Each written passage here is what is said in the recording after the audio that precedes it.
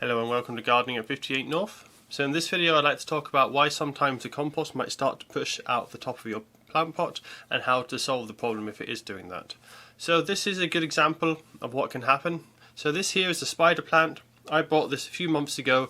The compost was below the level of the pot here, but over time the compost has gone up and up, and you can see it is now quite a bit above the level of the pot by probably about an inch in height.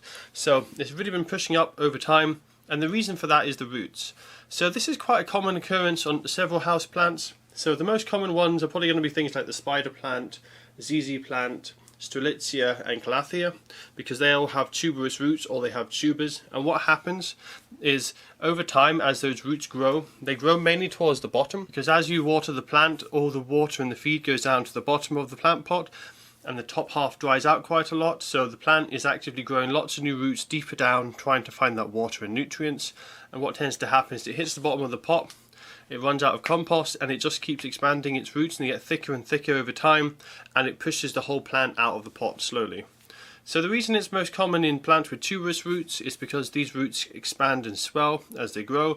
With most plants it's not an issue because the roots grow, but they don't push the whole plant out because the roots don't tend to grow that much once they're established. Whereas with plants with tubers and with tuberous roots, what happens is the roots grow and then they just keep expanding over time, and they use it as a way to store water and store energy, and that's why it's going to really cause an issue as time goes by. So what I'm going to do with this plant is I'm going to show you what to do if this has happened to your plant.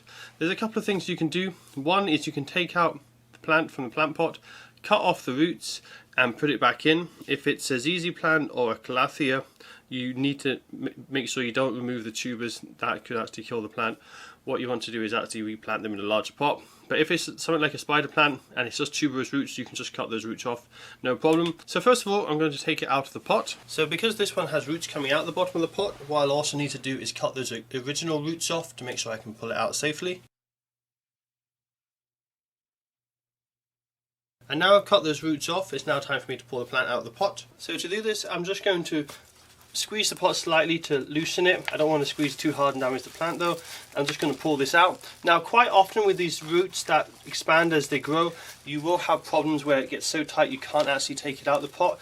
In those instances you need to be careful with a knife or secateurs and actually cut the pot and get the plant out that way, or you might need to break the pot if it's ceramic. So I'll take this one out now and get a good look at the root system on this. So that's the spider plant now out of its pot. As you can see, all the roots are really congested towards the bottom there.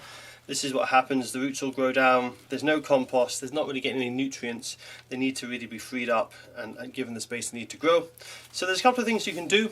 If you're lucky, and I've already done it on this one, you can scrape off the compost from the top and you might be able to put it back in the same pot. But because these roots are so congested, they're not in any soil, they're not going to be growing their best. So there's a couple of things you can do. One, you can just put it in a much larger pot and allow it to regrow.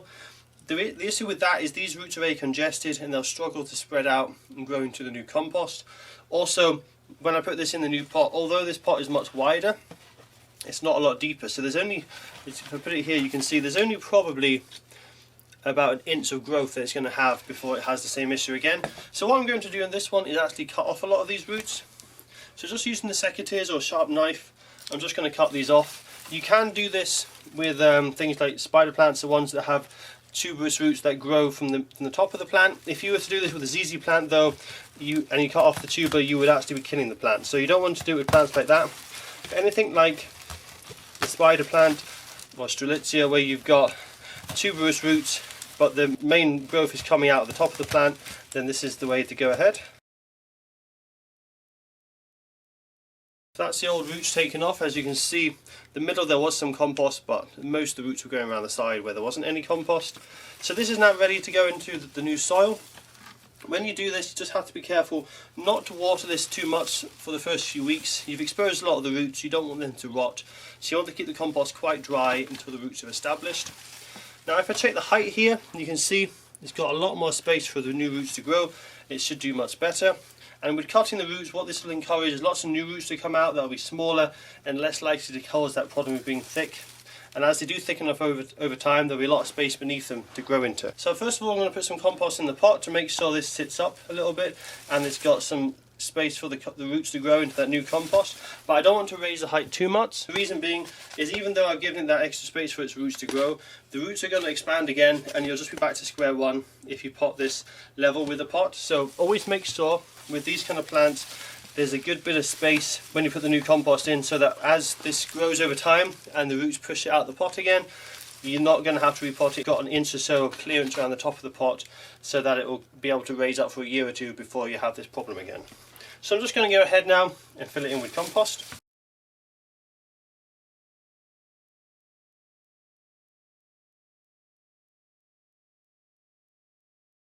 And when you're repotting a spider plant, you want to make sure you hold those leaves up. You don't get any soil into the leaves, otherwise it will look quite unsightly and it could cause rot. And now what I'm doing is I'm just shaking the pot to make sure it's evenly distributed around and it goes into all the cracks and all the gaps. And then I'm just going to gently firm it down to make sure it's stable, but I don't want to push it down very hard because I don't want to damage the roots, and I want to make sure that the soil is still nice and loose and not compacted, otherwise it will inhibit its growth. But as I'm doing this, I'm making sure I've got several centimetres of gap there so that this can grow over time and we're not going to be back to square one within a couple of months. So that's the spider plant now in its new pot, and it should do much better now it's got that extra space to grow. So all I need to do now is keep it a little bit on the dry side. I want to make sure that those roots can dry up and heal over before I start watering, otherwise I'm going to have issues with the roots rotting potentially. But what will happen now is the plant will know that its roots have been cut, and what it will do to compensate is send out lots of new smaller roots. It'll fill in the new compost, and then because the roots are surrounded by soil, it's going to be much more nutrients and water uptake for those roots, and the plant will be much happier.